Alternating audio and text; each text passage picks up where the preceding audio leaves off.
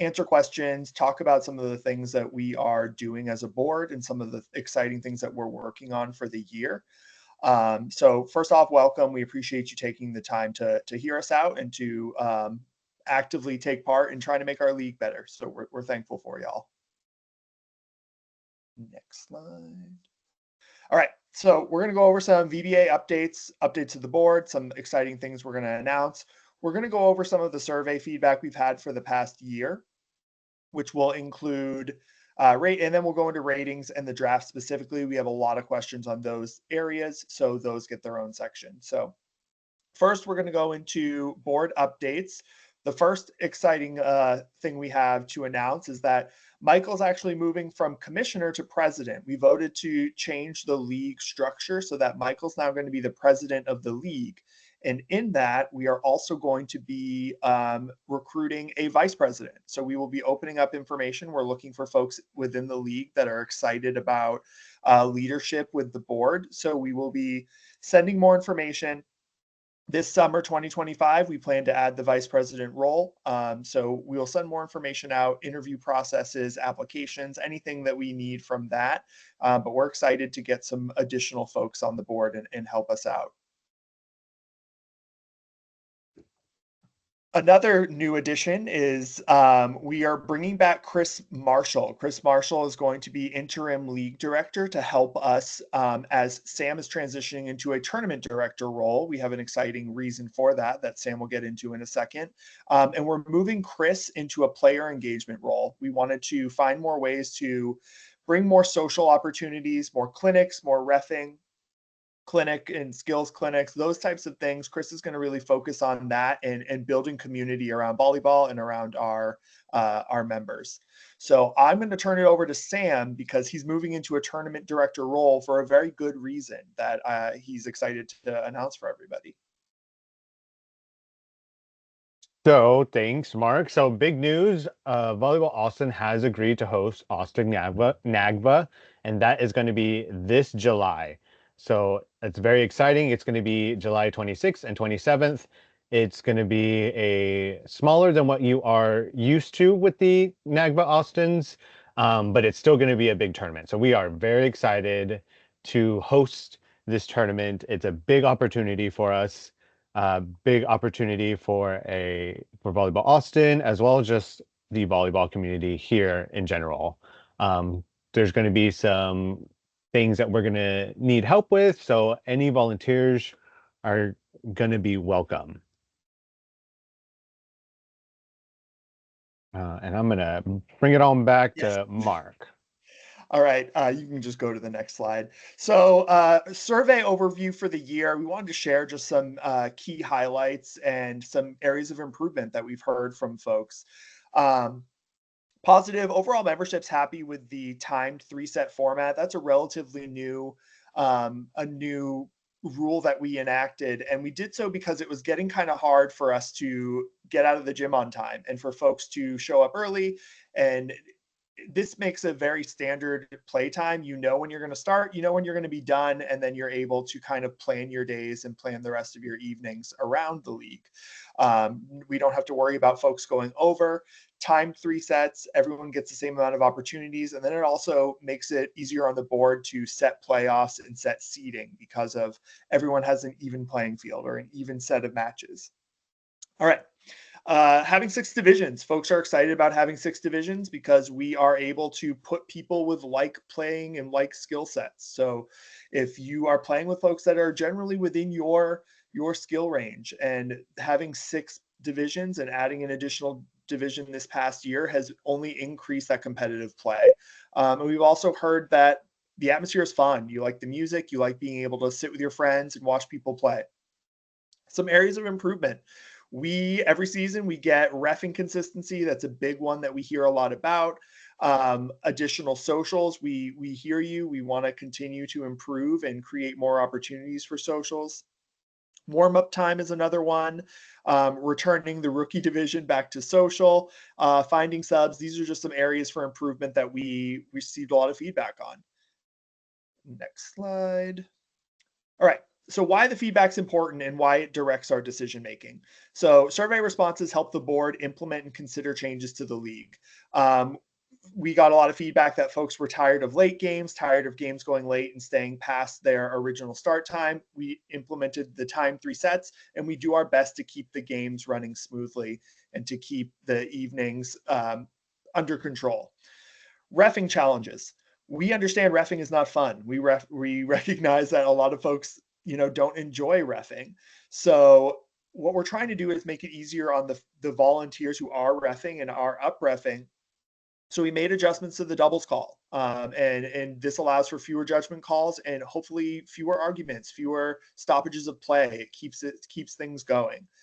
Another big one we hear is price. We are aware the state of the economy. We are aware that things continue to go up. So we've actively made efforts to lower our prices and to provide discounts to folks who are staying with us and who are continuing to play with us. We want to make sure that we have those retention discounts early in the season. It really helps us know how big the league's going to be. It lets the league directors put folks in different divisions or understand how many teams we need. So the earlier you guys can register, the better. So why not reward you to do that? So you get the best price available the first few weeks of the season being open, which our spring season is open right now. So if you want to take advantage of the $85 plus the 10% discount that's going on right now, you're able to register for spring.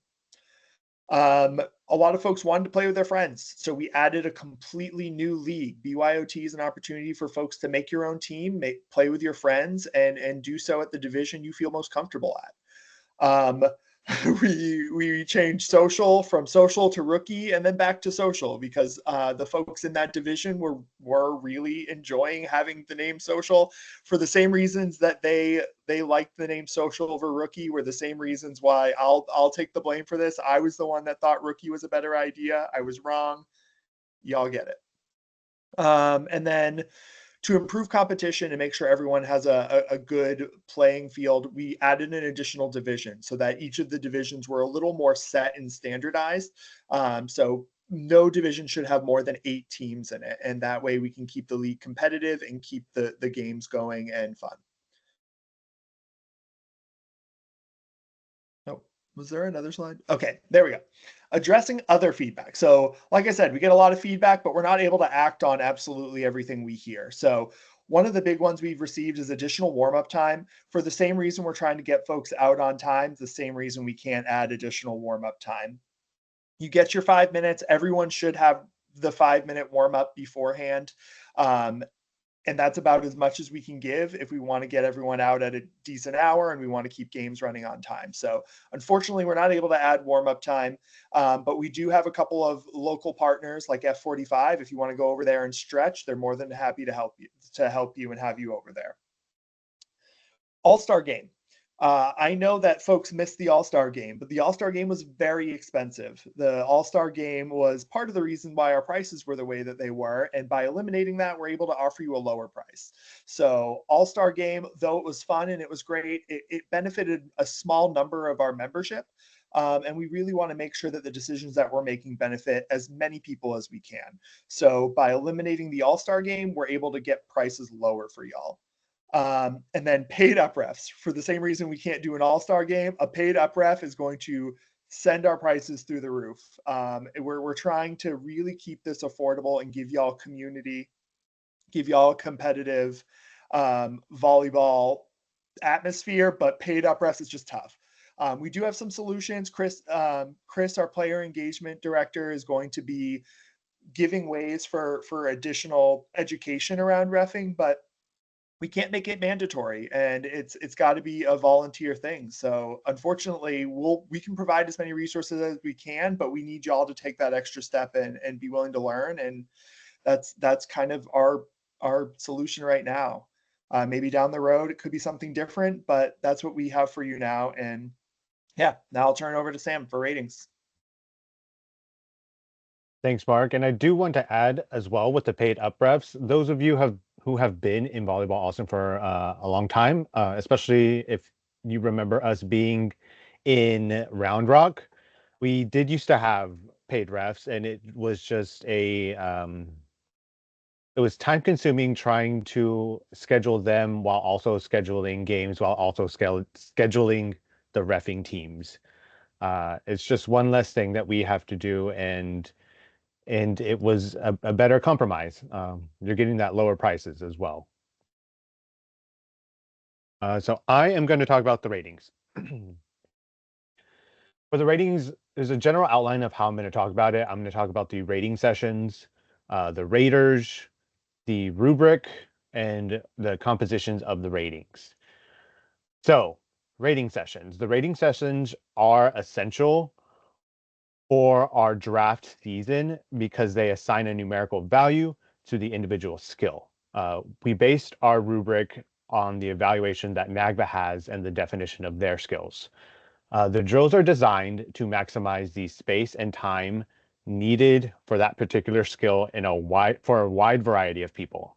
The drills help get an approximation of the skills by letting the raters and drillers see that variation and being able to see it in an organized manner. The scrimmage at the end of the session helps cement those scores and put these skills in a game-like setting so you get play time next to people who are of the same type of skill. Volleyball Austin does not average your past ratings. We keep your most recent rating, so that's why we always say do your best, because we know people get way better. We know those things, and we want to make sure that you get that rating.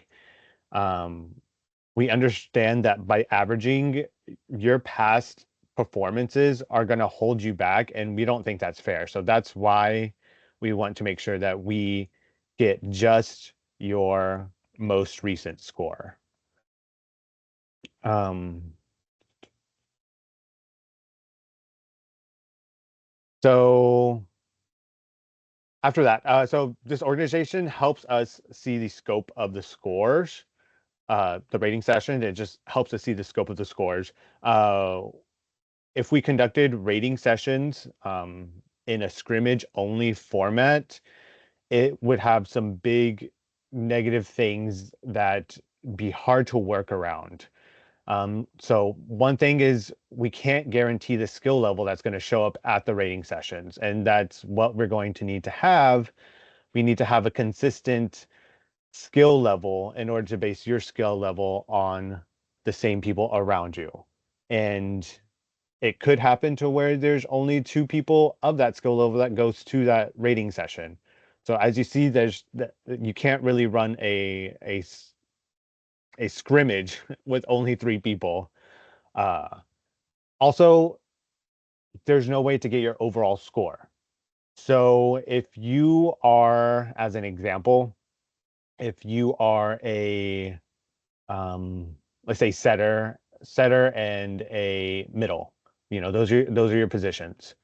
Uh, well, for your setting, we would be able to see your setting score and we could get blocking all around, except we wouldn't be able to get your receiving score. We don't know how well you do as passing.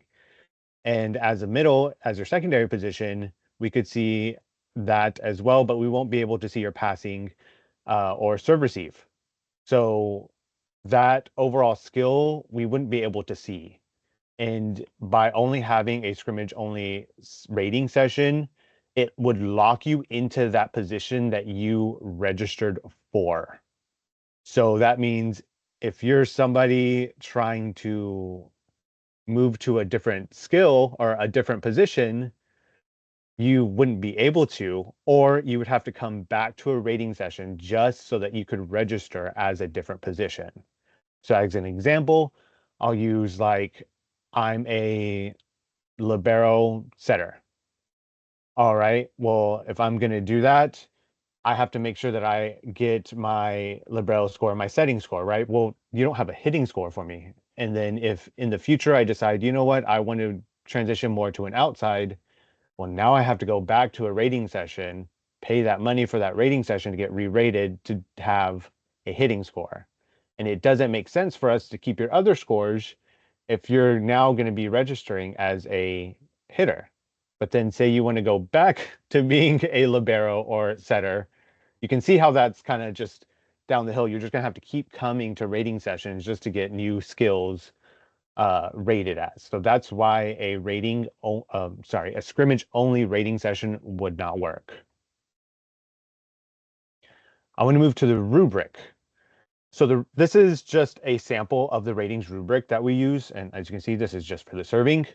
The raters use this rubric to gain insight about your volleyball skill level. There are nuances to this rating rubric, and that's why in the next thing I'm going to talk about raters, we have to make sure that we can see these things. So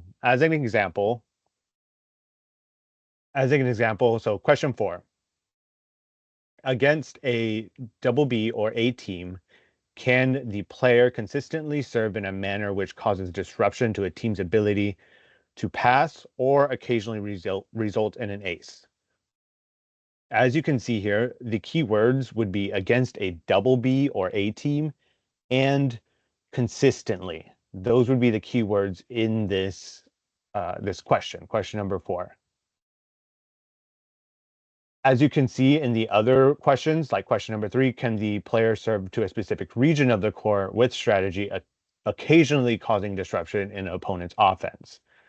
You know, these are just little nuances that can be the determination against a double B or A player, or getting 3 points rather than 4 points, or 4 points rather than 3 points.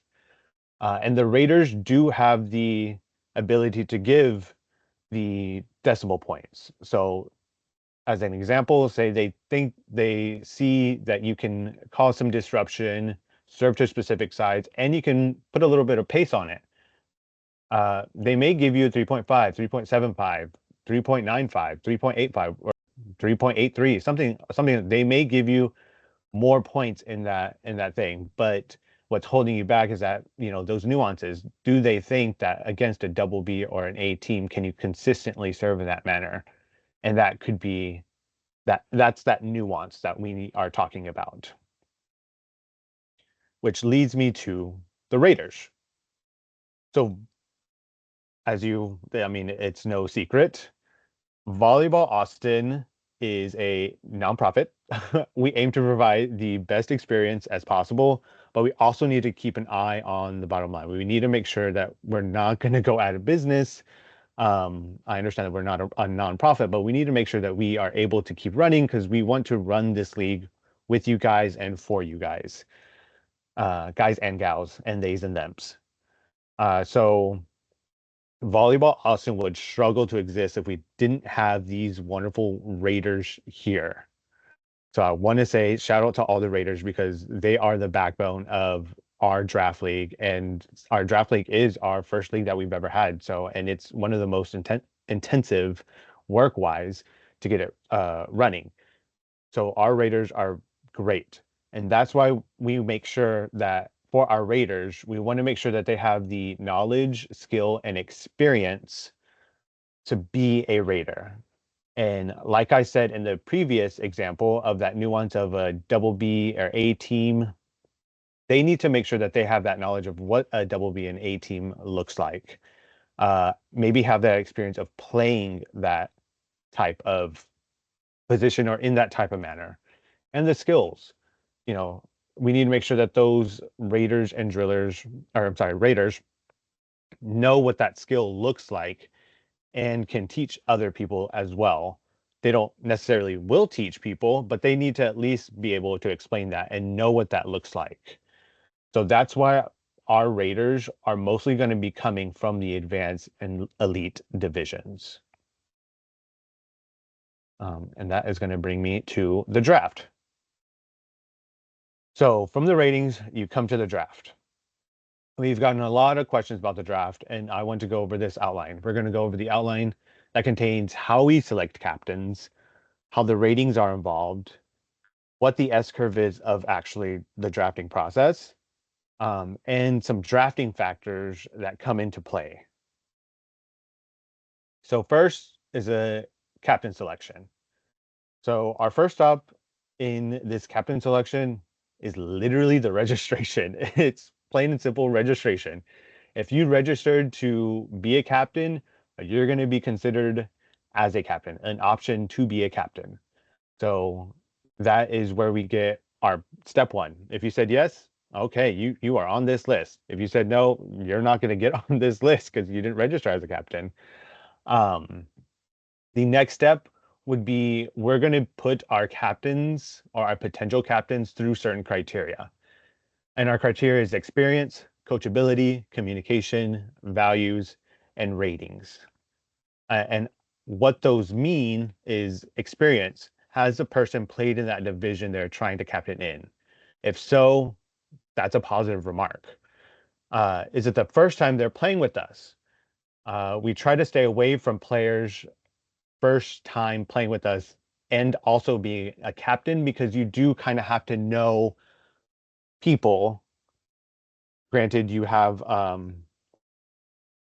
their positions there, but it's easier to draft people when you are in the league already and know how people play and you can kind of put the best team together as possible. Coachability. Can you provide coaching for your team? Or can you put aside your ego and provide a team with a leader on court that maybe is not you? Uh, can you, as a person, take constructive criticism? As a captain, you will have to manage both players on and off the court. So that kind of comes with coachability. Communication. Do you possess great interpersonal communication skills? As a captain, you will be communicating with your team or other team or and other teams and the VBA board. So sometimes you will act as a liaison between them. Um, are you cool, calm, collected? Having a passion on the court does not equate to being rude, and neither does competitiveness. So you can be competitive without being a jerk. And another thing we look for is that have you had negative feedback in the surveys? So if you've had negative feedback by other players, that's why we say we take the surveys very seriously. Is that if you've had negative feedback by several players, the captain, other people, it will affect your ability to be able to captain. Values, which it kind of leads into our values. So our values, do you embody the mission and vision of Volleyball Austin? Can you provide your teammates with a positive experience? The captains are the ambassadors for Volleyball Austin. If we have a bad apple, it's going to ruin the bushel. So that's why we take captains very seriously and we want to make sure that they're going to provide the best experience as possible. Another thing is we'll look at the ratings as well. So does that captain have a rating that will put them in the top half of that division that they're trying to captain for? This helps in the draft, which, talk about here in a little bit. This helps in the draft, but also it helps because you could potentially, with a higher rating, you should be able to provide a better coachability experience as well for the players and for your team members. But with all that being said, the board does reserve the right to choose the captains. Sometimes there are not, sometimes the captains are not in the top half of the division, for example, but they get to be captains because they have great interpersonal communication. They embody the values. They can find coaches or be the coach. They may not have some of the experience, or maybe they do have the experience, they're just not in there. Um, oh, Sandra, can you mute your mic, please? Oh my God, I'm so sorry. Uh, but yes, so yeah, so the board does reserve the right to pick the captains, and it goes down to the availability right there. Is that every season we kind of get less and less captains. So sometimes it's Volleyball Austin just trying to find people that will captain for that division. So that's why sometimes you'll see like, it may forego that they have never played in that division before. but they made it to that division. They just never played it in that division before. But guess what? We've had maybe great values, great communication with them. We kind of know who they are, and they've always been a great person to play with. You know what? We'll take a chance on them and give them a coach, captain chance, and it has worked out for the better. So I'm going to move on to ratings. So the ratings. After the rating session and before the draft, ratings are compiled. So this is why we don't release ratings after the rating session. It's done in this manner because there's typically a current season that's running, and the master list is a living document. So if we change that master list while the rating sessions are happening, the captains in the current season are going to then have to adjust their ratings, or I'm sorry, adjust their substitutions and replacements based off of the new ratings that had happened, which is kind of unfair because, which not kind of, it is unfair because say that person that they've normally been able to sub person X for person Y, but then person Y comes in and does a re-rate session and does better. Well, now they've already been able to sub, but now with the master list being updated, now they wouldn't be able to sub for that person anymore. And that's just not fair. So that's why we keep the compiling and making sure the master list is updated um, when the draft happens, right before the draft happens. And from the ratings, we'll download the registrations and we'll get that draft list. So Volleyball Austin does not keep track of your positions. The draft list is what's going to be your positions, and that's why it's nice because this means that it's not going to lock you into a position that you've played 3 years ago or even the last season, because we've have what you wanted to be as primary and secondary. Also with the ratings, we understand that people do get rated, and we understand that the rating sessions are trying to get the best approximation, and sometimes that approximation is just a little bit off. So we do have special adjustment ratings. Um, and we gather those from captains, feedback from captains, but we also gather them from the subs that are being requested.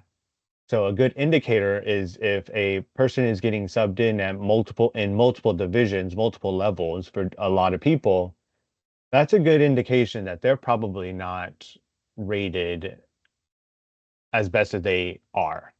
They could have had a bad rating session, so it's a good adjustment. We can't go through everybody and do this. We are just trying to take out the outliers. So don't expect these special adjustments to happen to everybody. We're trying to just adjust the outliers that are there. Because this process works for 90%, 95% of the people. We're trying to get that 5%. From the ratings, I'm going to talk about the draft. Or still talking about the draft, but I'm talking about the S-curve. So how this S-curve works and how the draft works is once the captains are selected for that division, we'll do a random selection of the captains to put them in a random order. So just in this example, we have a division of 3 captains or 3 teams. So that's going to be randomly selected. And how the draft works is an S curve, also called the snake draft. So what that means is that Captain 1, Team 1 is going to do a first round pick. Team 2 is going to do a first round pick. Team 3 is going to do a first round pick. And then we're going to do right back around, but go the opposite way. Team 3 is going to start the second round and get their second round pick. Team 2 is doing the second round pick. Team 1 is going to get the second round pick. And then it's going to go right back down to Team 3. Team 1 is going to start the third round, and it's going to be Team 2, Team 3, and it's going to go on and on until we get 7 people on a team. Captains will choose their players based off of their ratings, their positions in whatever personal strategy that they're trying to do. Are they trying to do a 5-1, a 6-2? Are they trying to have more people that are well versed in different positions? Whatever strategy that they have, that's what they're going to go use to draft the best team possible for them. Volleyball Austin wants to ensure a competitive season in each division. This is why we have right here a cutoff line. And what that means is during the draft, captains have free reign to choose whoever they choose and however they choose. But they're only allowed a certain number of people below a cutoff line. So what that means is, in this example, I'm going to use this example right here. So if there's three teams, and we're going to say the cutoff line is the fifth round. That means in the draft, the top 15 people have to be drafted 3 times 5, 3 teams, 5 rounds. Top 15 people have to be drafted into this division. The two other picks are your wild cards. You can choose even more from the top of that cutoff line, or you can choose 2 from the bottom part of that line. This ties into the captain and their ratings, how I talked about earlier before about our captain selection. So if a captain is below that cutoff line, they count as a pick, as below the line. So now they only have 1. So that's why we always try to get captains that are above that cutoff line, the top half basically of that division. We try to do that so that it helps them in the future when it comes to this draft.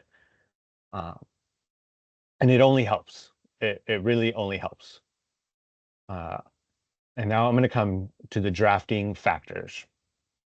We've gotten a lot of feedback about, Volleyball Austin put me in this division. The board put me in this division. I didn't want to be in this division. I want to make sure that everybody understands that Volleyball Austin does not put you in a division. Volleyball Austin just facilitates the draft. The captains are the ones choosing, and this is not the captain's fault. It's however their strategy is. It's just, however the cookie crumbles. We are just facilitating the draft. The captains are picking it, and there's some factors that go into draft that you can control and what you can't control. So the first thing is your rating. The higher your rating, the better chance you have to be in a certain division. Your rating can help you to be in the top half of the division, thus making you a must draft into the division. That cutoff line that I was talking about.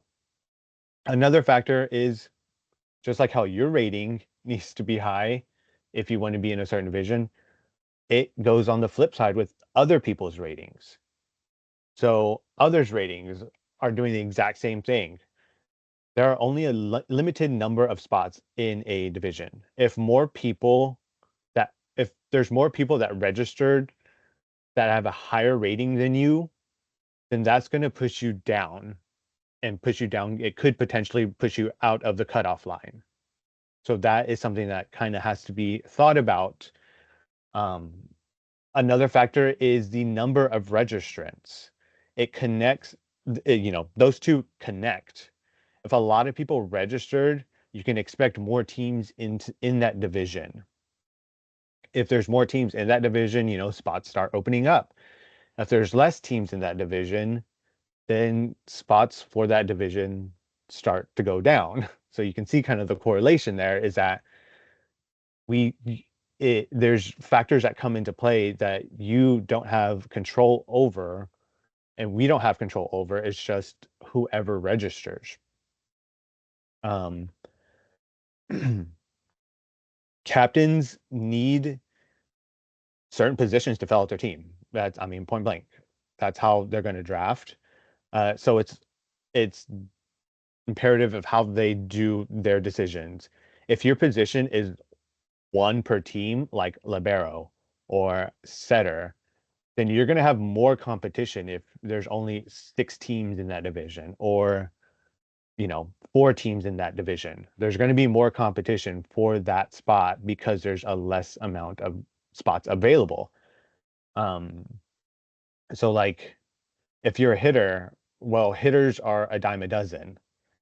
As an example, another example, I should say, hitters are a dime a dozen. Everybody wants to be a hitter, but are you the top half of the division's hitters?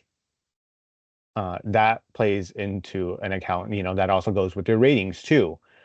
So if you're trying to also be in a position to where there's a lot of people trying to play that, then again have a lot of competition, but just another way is to think about it. So also I want to talk, this leads me to something that people don't realize, and I know that y'all guys are interested in this, so I want to make sure that everybody knows, is the soft skills. Volleyball Austin is a social league. Volleyball Austin has brought together a lot of people. You'll make friends, and being sociable both on and off the court does play a big factor in the captain's choices. So nobody wants to play with somebody who yells at their own team, who cusses at the refs, or just in general just has a bad attitude. The captain, remember, is an ambassador for Volleyball Austin, and so the captain is trying to make a good experience for everybody, no matter how hard they try. Playing with a person with a bad attitude leaves everyone exhausted and bitter, even if you win a game. Like, that's kind of sad, right? You play a game and then you win, but then here you are, angry and bitter over it just because there's just a bad experience playing with certain people, and it's just making it worse. Just like I said, a bad apple ruins the bushel. And we never want people to leave Volleyball Austin just because of some bad apples. So it's a bitter pill to swallow for some people, and they may not realize it, but Volleyball Austin is a social league. So soft skills are a big things that captains think about too. Volleyball Austin has thought about different ways to run a league, this league. For example, we thought about, well, what if we only have it to where you draft into certain positions? So say, we know we're going to try to make 4 teams in elite. So we know there's only going to be able to have 8 middles.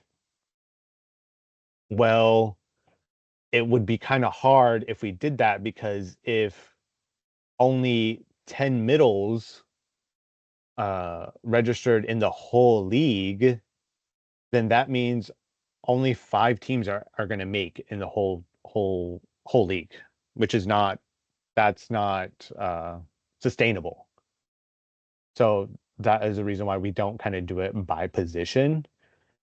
Um, and also, Volleyball Austin is ran by volunteers.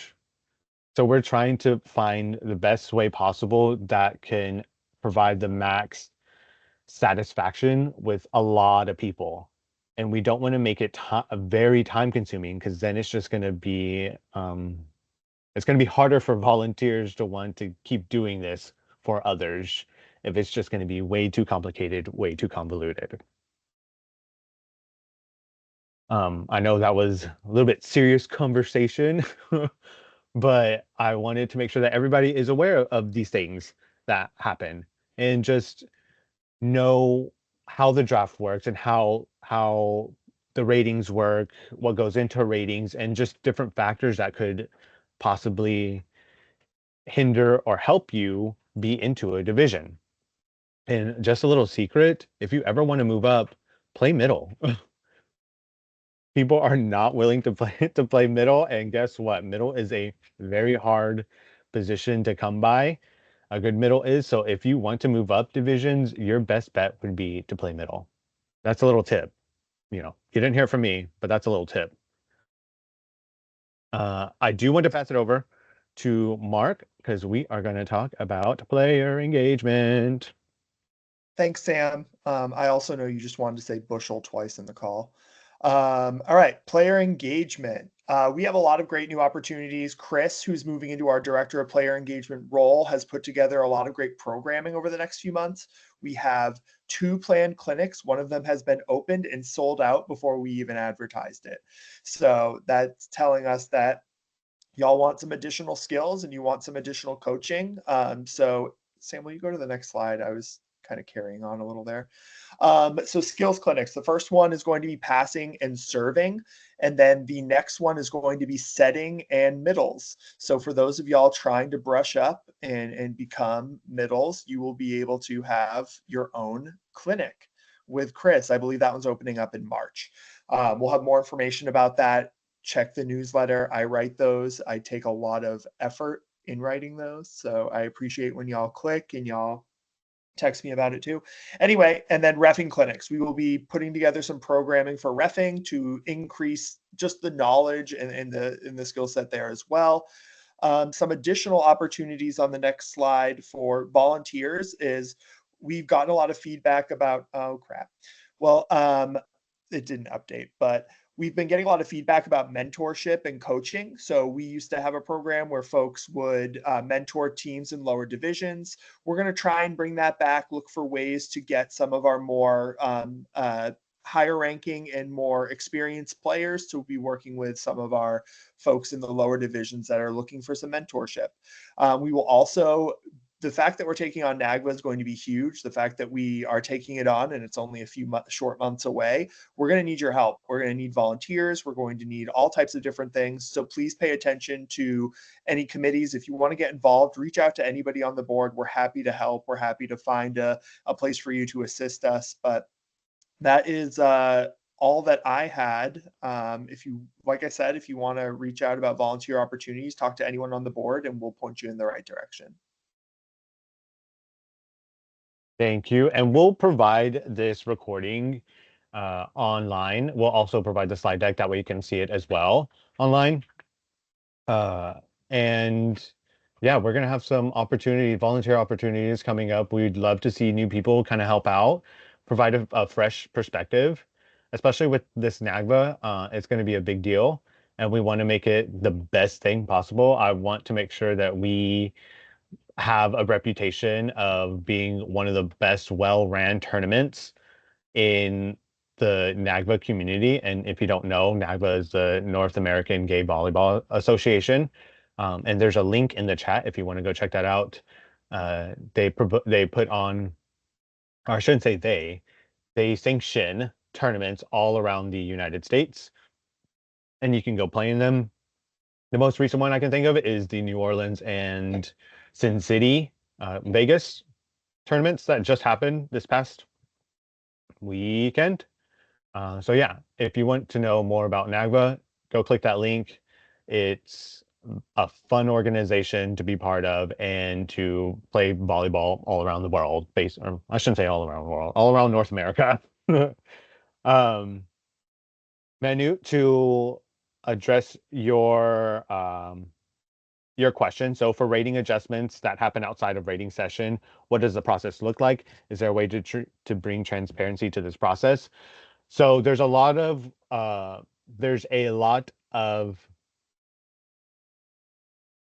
signs to know that somebody is not rated kind of correctly. So we will look at the subs. We also look at, I mean, we are there at the games. There's one person or two people there at least, and other board members are there as well at the games. And there's times where we notice people, and there's been quite a lot of people that we've noticed that we're like, you know what, that person is on fire. Let me take a look at them and keep looking at them. This past season or this season, we'll put them on the list, and we'll just keep watching them. And then from there, after we've watched them for a couple of games, that is when we make our decision and start putting in their scores and adjusting their ratings. So that is how that works.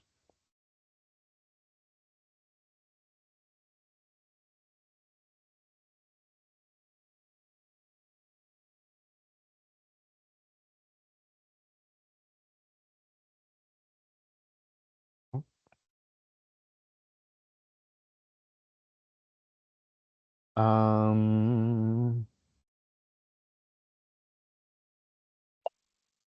Sam, there's a question by Daniel.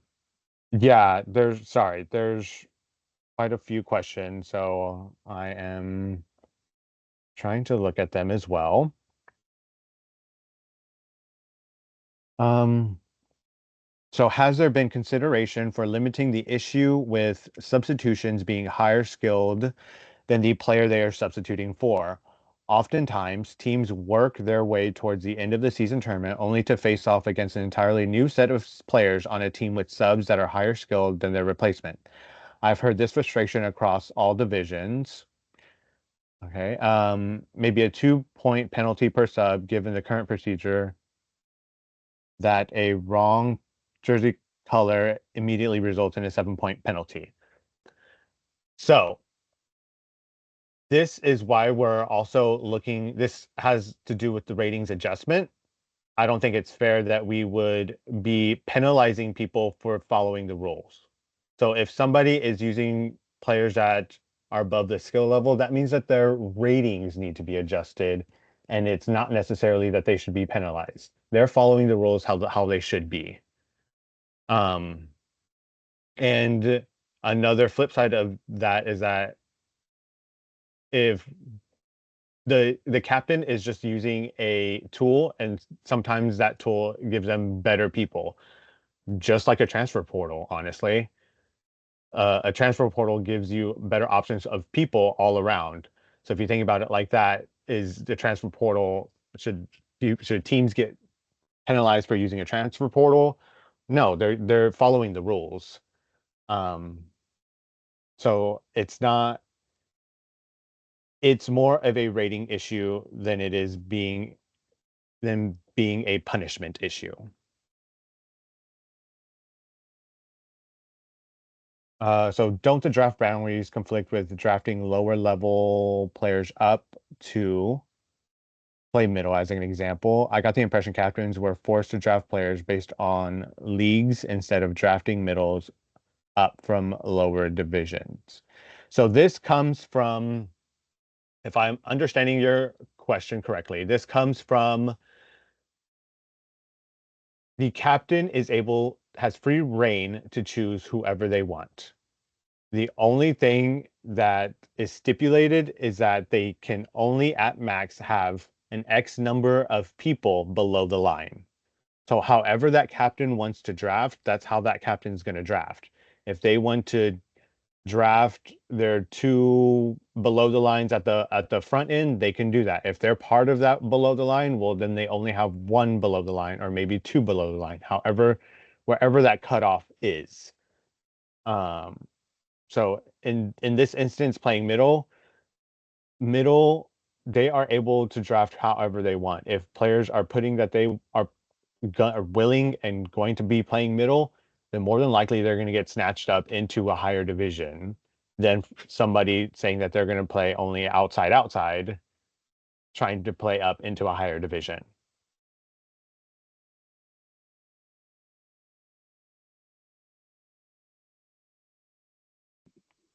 Stephen, for your question on the subs, if we had a place for you to post open spots, you'd get like 15, 20, maybe 30 people who are like, yeah, I can sub for you. And then you have to pick one of them. And then you got 29 people who are sad because they got overlooked when you only needed one. So that's kind of why we have y'all reach out to folks individually, because then you're not hurting anyone's feelings. Someone can't do it, you just go on to the next person. That's a good point. And there's also the point to where I understand it's a little bit cumbersome for captains, um, which is why we're trying to make it easier, which, for the captains, we made the rule change of, only using the 10th decimal point instead of the 100th decimal point, just to make it easier for you guys to find subs. And if we had that centralized location, that will be okay. Well, now you're going to have to wade through everybody who has, maybe you're not trying to look for this position. Maybe you're trying to look for people who can play a certain or be versed in different positions, and you want to see how it's going to play one set, and then maybe you move people around the next set. So however that captain wants to run the things is how that team is going to be ran for that set, that game, that match. Maybe it's 2 weeks that you're needing a sub. It would just be a little bit cumbersome to have a centralized location. We do provide the sub list, the master list, and that's what players have access to is the master list as well, just to see their ratings. They don't have access to see people's contact information because we don't want that contact information being shared with all of our member player base. That's why we only give it to the captains access with the personal identifiable information. Draco, your question about a penalty for having 50% of subs at a tournament, that is, again, this is a social league. We want people to play. It would be unfair if people already had other commitments to penalize that team because they had to find subs.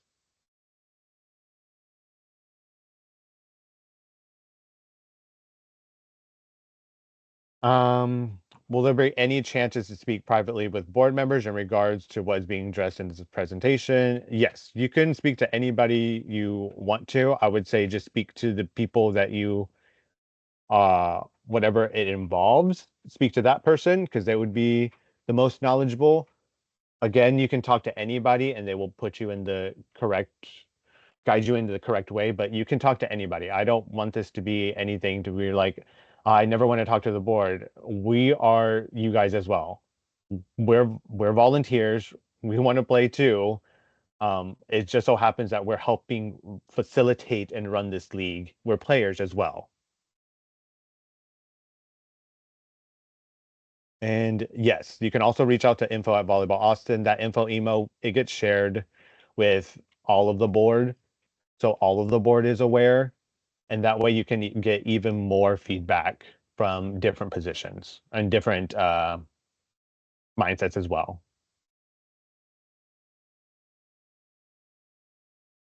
But I do want to thank you guys for coming to this town hall. It's our second annual town hall, so this is the second time that we've put it on in a consistent manner. And we're having it recorded, so y'all guys can go back and watch this if you have any questions. Or just think like, oh, I remember them saying something about this. I wonder where it is. It's going to live on our website, so you have access to it. And yeah, I just want to thank you guys. You know, you're showing initiative that you. I love that you're trying to help better the league, and this is just a forum for us to present why we have some of this stuff in as how we have it and how stuff has happened in the past and we've tried to fix it, or stuff that has happened in the past and we did fix it, and this is why it has come about.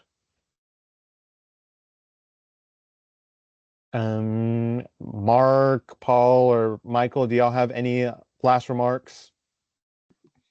I just want to thank everyone, like you said, echo what Sam said. Thank you so much for taking interest and just being here and listening to us and providing feedback and wanting to make the league better. So I echo Sam 100%.